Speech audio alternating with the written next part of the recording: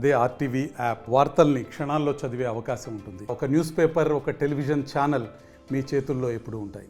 రాష్ట్ర వ్యాప్తంగా డాక్టర్ ఎన్టీఆర్ వైద్య సేవ పథకంలో దాదాపు 2400 మంది ఫీల్డ్ సిబ్బంది పనిచేస్తున్నామండి. మేమందరం కూడా 17 సంవత్సరాలుగా పనిచేస్తూ ఉన్నాం.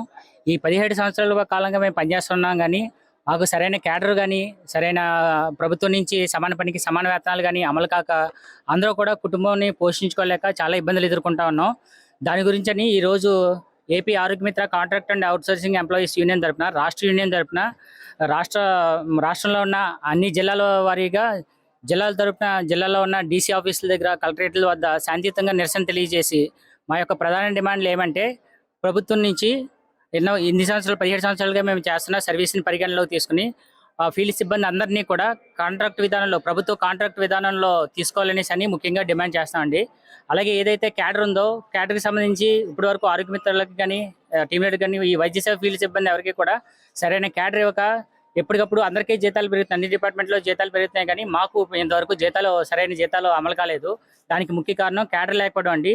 సో మేము ప్రధానంగా డిమాండ్ చేస్తున్నది కూడా ఈ క్యాడర్గా ఇవ్వాలనేసి కోరుకుంటున్నాం. ప్రభుత్వ కాంట్రాక్టు ఉద్యోగులుగా గుర్తిస్తూ క్యాడర్ ఇచ్చి సమాన పనికి సమాన వేతనం అమలు చేయాలనేసి అని ప్రధానంగా ఇవి డిమాండ్ చేస్తామండి. మేము ఈ రోజున ఈ శాంతియుత నిరసన కార్యక్రమం చేసేది ప్రభుత్వానికి వ్యతిరేకం కాదు, ప్రభుత్వం చేసే కార్యక్రమాలకి దేనికి కూడా మేము వ్యతిరేకం కాదండి. శాంతియుతంగా నిరసన తెలియజేస్తూ మాకు ఈ ప్రధాన డిమాండ్లు మాకు ప్రభుత్వం తరఫున చేయించాలనేసి అని రిక్వెస్ట్ చేస్తాం స్టేట్ యూనియన్ తరఫున. మరిన్ని వీడియోస్ కోసం ఛానల్ ని సబ్స్క్రైబ్ చేయండి. లేటెస్ట్ అప్డేట్స్ కోసం వాట్సాప్ ఛానల్ ని ఫాలో అవ్వండి. ఆ లింక్ డిస్క్రిప్షన్ లో ఉంది.